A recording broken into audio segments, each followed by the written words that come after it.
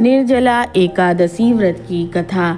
निर्जला यानी यह व्रत बिना जल ग्रहण किए और उपवास रखकर किया जाता है, इसलिए यह व्रत कठिन तप और साधना के समान महत्व रखता है। पंचांग के अनुसार वृषभ और मिथुन संक्रांति के बीच शुक्ल पक्ष की एकादशी निर्जला एकादशी कहलाती है। इस व्रत को भीमसेन एकादशी या पांडव एकादशी के नाम से भी जाना जाता है। पौराणिक मान्यता है कि पांचों पांडव में एक भीमसेन ने इस व्रत का पालन किया और वैकुंठ को गए थे, इसलिए इसका नाम भीमसेनी एकादशी भी हुआ। सिर्फ निर्जला एकादशी व्रत कर लेने से अधिक मास की 2 एकादशियों सहित साल की 25 एकादशियों का फल मिलता है। जब वेद व्यास ने पांडवों को चारों पुरुषार्थ धर्म, अर्थ, काम और मोक्ष देने वाले एकादशी व्रत का संकल्प कराया, तब युधिष्ठिर ने कहा, जनार्दन, ज्येष्ठ मास के शुक्ल पक्ष में जो एकादशी हो, कृपया उसका वर्णन कीजिए। भगवान श्री कृष्ण ने कहा, हे राजन, इसका वर्णन परम धर्मात्मा व्यास जी करेंगे, क्योंकि ये संपूर्ण शास्त्रों के तत्वज्ञ और वेद वेदांगों के परंपरागत विद्वान हैं। तब वेद व्यास जी कहने लगे, कृष्ण और शुक्ल पक्ष की एकादशी में अन्न खाना वर्जित है। द्वादशी को स्नान करके पवित्र होकर फूलों से भगवान केशव की पूजा करें, फिर पहले ब्राह्मणों को भोजन देकर अंत में स्वयं भोजन करें।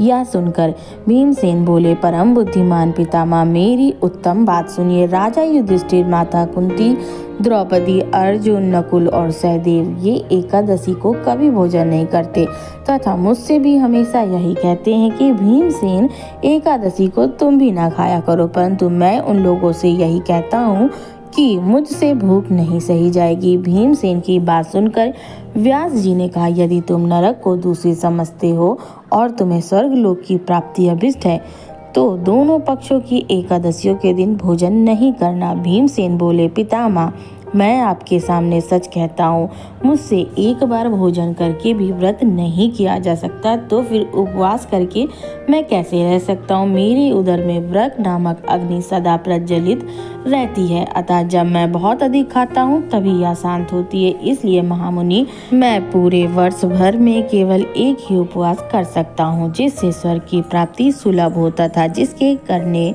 से मैं कल्याण का भागी हो सकूं। ऐसा कोई एक व्रत निश्चय करके बताइए, मैं उसका यथोचित रूप से पालन करूंगा। व्यास जी ने कहा, भीम, ज्येष्ठ मास में सूर्य वृष राशि पर हो या मिथुन राशि पर शुक्ल पक्ष में जो एकादशी हो, उसका यत्न पूर्वक निर्जल व्रत करो। केवल कुल्ला या आचमन करने के लिए मुख में जल डाल सकते हो, उसको छोड़कर किसी प्रकार का जल विद्वान पुरुष मुख में न डाले, अन्यथा व्रत भंग हो जाता है।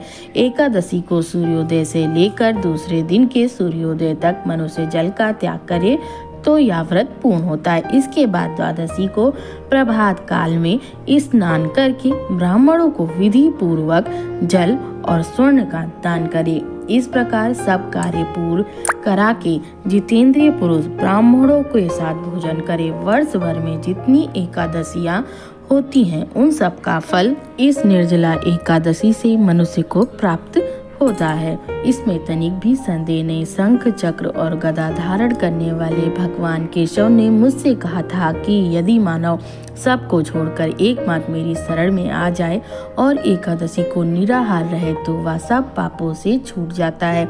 कुंती नंदन, निर्जला एकादशी के दिन श्रद्धालु स्त्री पुरुषों के लिए जो विशेष दान और कर्तव्य है, अब उसे सुनो। उस दिन जल में शयन करने वाले भगवान विष्णु का पूजन और जलमयी धेनु यानी कि पानी में खड़ी गाय का दान करना चाहिए।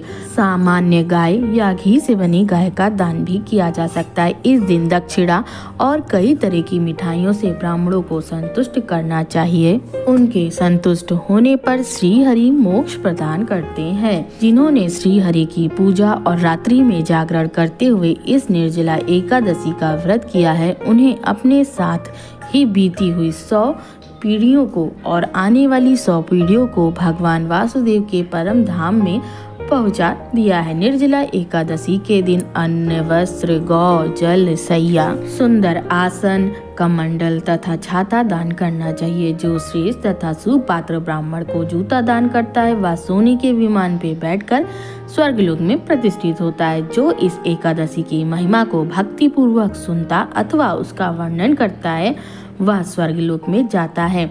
चतुर्दशी युक्त अमावस्या को सूर्य ग्रहण के समय श्राद्ध करके मनुष्य जिस फल को प्राप्त होता है वही फल इस कथा को सुनने से भी मिलता है। भीमसेन ज्येष्ठ मास में शुक्ल पक्ष की जो एकादशी होती है उसका निर्जल व्रत करना चाहिए। उस दिन श्रेष्ठ ब्राह्मणों को शक्कर के साथ जल के घड़े दान करना चाहिए। ऐसा करने से मनुष्य भगवान विष्णु के समीप पहुंचकर आनंद का अनुभव करता है। इसके बाद द्वादशी को ब्राह्मण भोजन कराने के बाद स्वयं भोजन करे। जो इस प्रकार पूर्ण रूप से पाप नाशिनी एकादशी का यह व्रत करता है वह सब पापों से मुक्त हो आनंदमय पद को प्राप्त होता है। यह सुनकर भीमसेन ने भी इस शुभ एकादशी का व्रत आरंभ कर दिया। जय श्री कृष्ण। आशा है आपको यह कथा पसंद आई होगी। वीडियो पसंद आई हो तो वीडियो को लाइक कर दें और अगर मेरे चैनल पर नए आए तो चैनल को सब्सक्राइब कर दें और ऐसी ही जानकारी लगातार मिलते रहने के लिए बेल आइकन दबाना ना भूलें। जय श्री कृष्ण।